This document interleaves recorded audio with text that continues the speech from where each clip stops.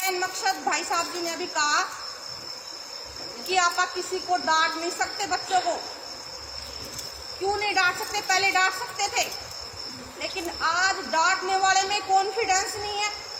डांटने वाला बच्चे को अपना समझता ही नहीं है कि ये मेरे भाई का लड़का है तो मेरा है, ये मेरी बहन का लड़का है तो मेरा है।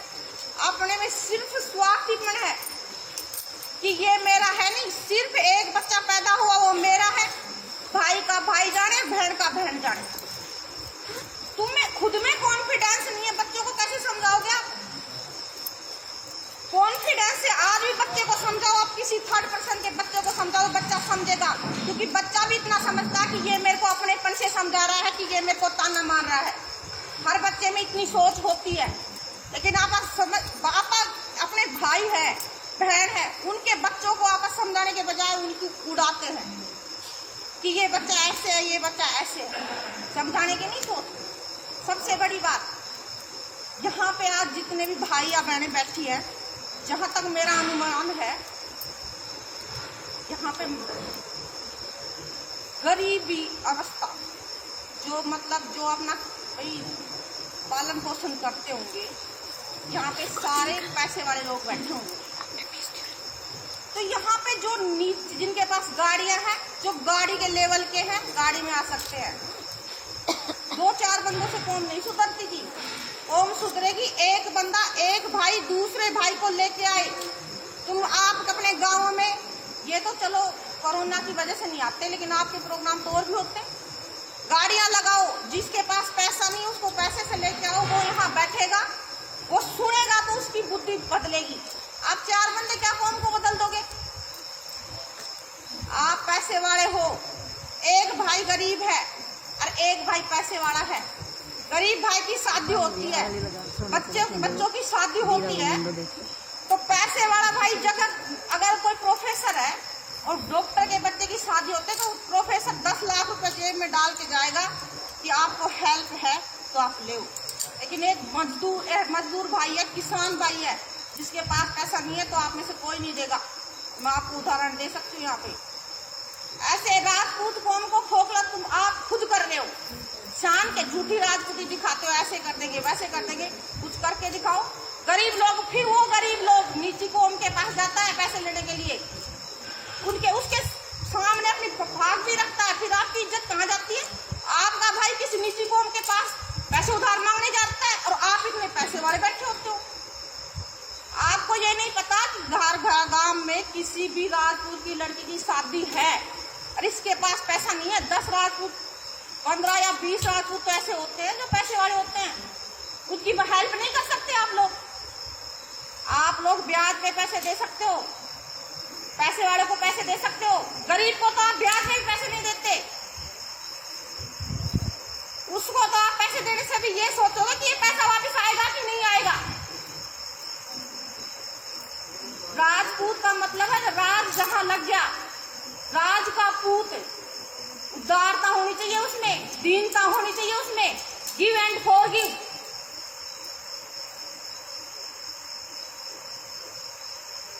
लेकिन आप तो गेट्स एंड फॉरगेट्स,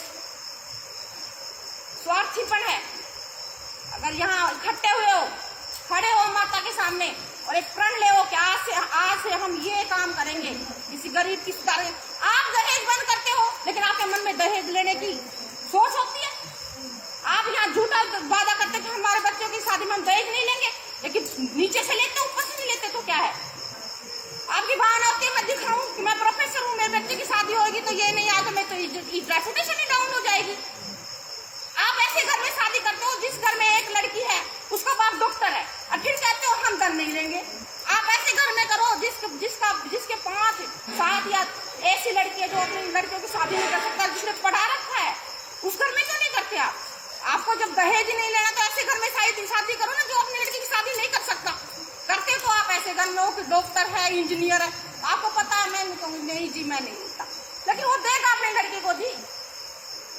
झूठी शान, झूठी दिखावे से कौम ऊंची नहीं होगी, लगन और मेहनत से। ये खून है ना, ये खून खोलता है, राजपूत खून, लेकिन इसको उबाल को यूज लो। दहेज बंदों का 4 बंदों से क्या दहेज, और ये 4 जो बंदे बैठे हैं मैं कॉन्फिडेंस से कह सकती हूँ इनमें कहते होंगे हम दहेज नहीं लेते, लेकिन इनकी शादी होगी ना एक की भी, तो ये नहीं, एक भी ऐसा नहीं है कि वो दहेज नहीं लेगा। दहेज लेते हैं, झूठा कहते हैं कि हम दहेज नहीं लेंगे, और शादी ऐसे कर देते हैं कि पैसे वाला करो और कहेंगे जी दहेज नहीं लेते हम।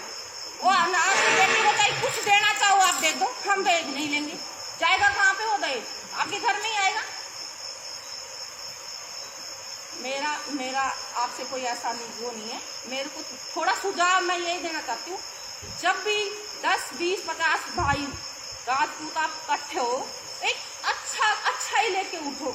ये इधर की माता ने ये कर दिया, बहन ने कर दिया, बच्चों ने ये कर दिया। अगर ये कह रहे हैं ना कि देवियां घर तोड़ने का कारण देवियां नहीं है, सीता भी है आज, मीरा भी है आज, हर देवी घर में, सारी राक्षसनी नहीं है, और रावण भी है, और रावण भी है, राम भी है। देवियां घर, अगर भाई है ना, भाई देवी के कारण घर नहीं टूटता। उस भाई आज के राजपूत में ही कॉन्फिडेंस नहीं है, वो खून ही नहीं है उनका।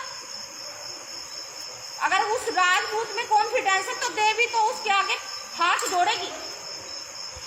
कॉन्फिडेंस अपने अंदर है नहीं है, देवियों पे आप थोपते हैं कि देवियों ने ये कर दिया।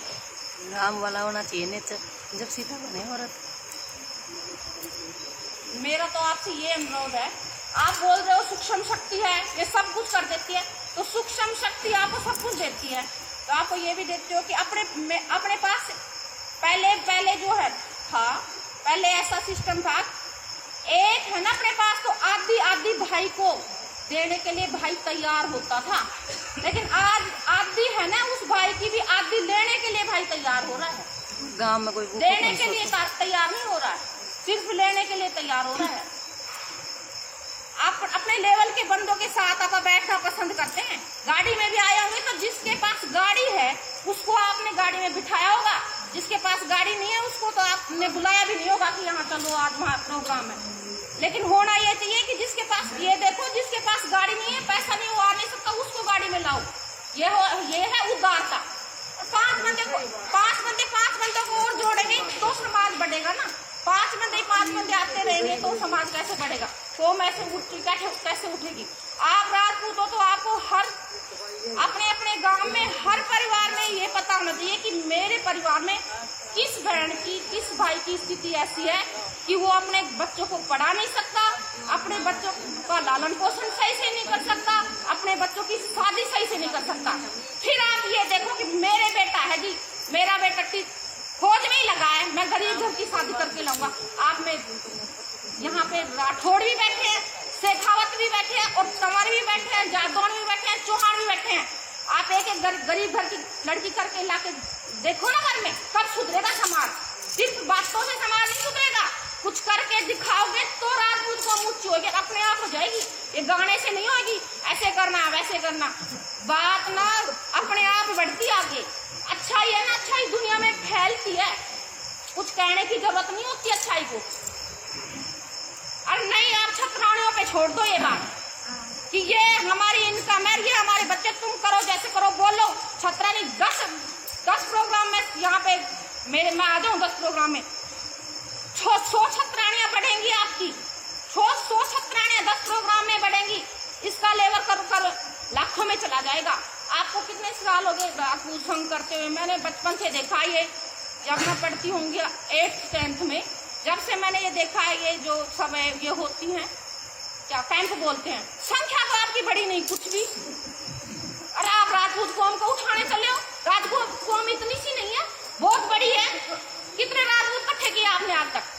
बताओ कितने किए? जिसके पास गाड़ी है बैठ के चले आओ, गरीब बंदा घर पे बैठा है, उसकी कोई सोच नहीं है। आपको गरीब को देखो, भाई को देखो, भाई के साथ खड़े हो। और दहेज तुमने बंद कर दिया ना, 100 बंदों ने, राजपूत कौम ने दहेज प्रथा राजपूत कौम ने बढ़ाई है, गरीब बंदे को राजपूत कौम ने मारा है।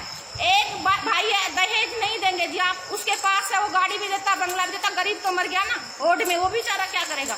उसको भी देना पड़ेगा, और हेल्प कोई करता नहीं उसकी। ठीक है, बस इन्हीं शब्दों के साथ, और मैं कुछ भी आपको गलत लगाओ ना तो मैं सॉरी बोलती हूँ, लेकिन मैं नहीं